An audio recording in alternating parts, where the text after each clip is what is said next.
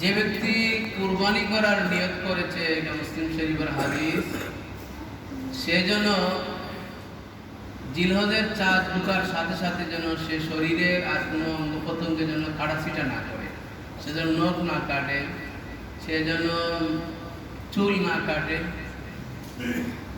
তো এটা কুরবানির সাথে সে ওরা কি করবে, কাটবে।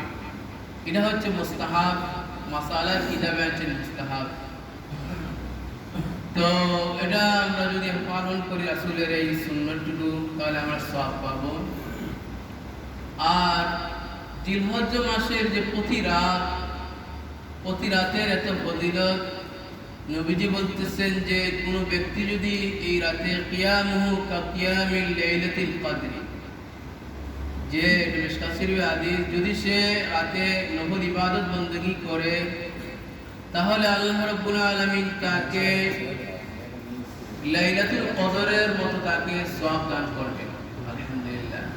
যদি লাইলাতুল কদরের সমান হবে না, হওয়ার কোনো সম্ভাবনা নেই, তবে আল্লাহ সওয়াব তাকে দান করবেন। নবীজি বলছেন ওসিয়ামু কাসিয়ামিস সানাতি দাহরি, কাসিয়ামিস সানাতি, যদি রোজা রাখে, প্রতিদিনের রোজার সওয়াব আল্লাহ কি করবেন, 1 বছরের রোজার সওয়াব দান করেন। আলহামদুলিল্লাহ। তাহলে এই জিলহজ মাসের যে প্রতিদিনের যে ফজিলত, আজ সম্ভবত 3 তারিখ, এই প্রত্যেকটা দিনের ফজিলত অনেক বেশি।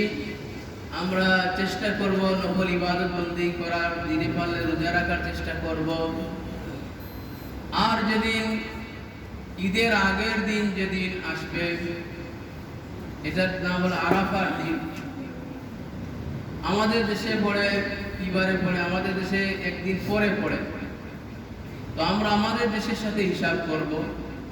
আর যদি অন্য দেশের সাথে হিসাব করেন, তাহলে আপনি 2 দিন নফল রোজা রাখেন, নফল রোজা রাখার অসুবিধা নাই। তো নবীজি বলতেছেন যে কুরবানির ঈদের আগের দিন, সেটা হচ্ছে আরাফার দিন। আরাফার দিনে যদি কেউ রোজা রাখে, তাহলে আল্লাহ তাবারক ওয়া তাআলা তাকে আগের 1 বছরের গুনাহ, পরের 1 বছরের অগ্রিম আল্লাহর 1 বছরের গুনাহ কি করে দেন, মাফ করে দেন। আলহামদুলিল্লাহ। তাহলে আরাফার দিনের রোজা ফজিলতপূর্ণ দিন। রোজা ঈদের রাতও ফজিলতপূর্ণ, ঈদের দিনও ফজিলতপূর্ণ। আমরা ঈদের দিন বুঝতে গিয়ে অনেক সময় ভুল করে ফেলি। ঈদ মানেই হচ্ছে আনন্দ, মানে এই দিন কি কর, খালি আনন্দ। এটা আমরা অনেক সময় ভুল বুঝে ফেলি। ঈদ মানে হচ্ছে এটা বিশেষ দিন, এটা বিশেষ ইবাদতের দিন, এটা বিশেষ স্মরণীয় দিন।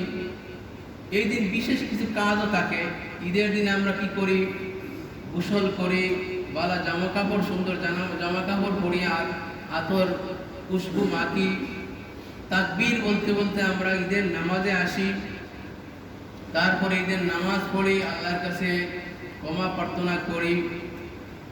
রোজার ঈদের ফজিলত সম্পর্কে নবী বলতেছেন যে কাদ বাদদালতু সাইয়্যাতুকুম হাসানাত, আল্লাহ রাব্বুল আলামিন ঘোষণা দেন যে তারা ঈদের নামাজে যে আসছে, আল্লাহ রাব্বুল আলামিন তাদের জীবনের গুনাহকে নেকি দ্বারা কি করে দেন, নেকি দ্বারা এটাকে পরিপূর্ণ করে দেন। আলহামদুলিল্লাহ। তারপরে বলেন যে তোমরা কি করো, চলে যাও মাগফুরাল লাহুম, যে তোমরা কি করো, বেগুনাহ হয় তোমাদেরকে আমি আল্লাহ ক্ষমা করে দিয়েছি, মাগফুর করে দিয়েছি, তোমরা মাসুম হয়ে কি করো, বাড়ি চলে যাও। আবার তাকবীর বলতে বলতে যাও। আলহামদুলিল্লাহ। এই তাকবীর আল্লাহু আকবার, আল্লাহু আকবার, লা ইলাহা ইল্লাল্লাহ, আল্লাহু আকবার, আল্লাহু আকবার ওয়া লিল্লাহিল হামদ। এই তাকবীরের ইতিহাস সম্পর্কে গত শুক্রবারে আলোচনা করেছি। তো আমরা আগামী 9 জিলহজ থেকে, ঈদের আগের দিন থেকে, ফজর থেকে শুরু করব। আর 13 জিলহজ আসর পর্যন্ত আমরা এই তাকবীর প্রত্যেক ফরজ নামাজের পরে একবার পড়া কি ওয়াজিব, এর বেশি পড়লে এটা মুস্তাহাব। তো আমরা ইনশাআল্লাহ আল্লাহ কি করব, এই আমল করার চেষ্টা করব। তো আমি যে আজকে যে আয়াতে কারিমা তিলাওয়াত করেছি, যেহেতু গত 2 শুক্রবারে হজের সম্পর্কে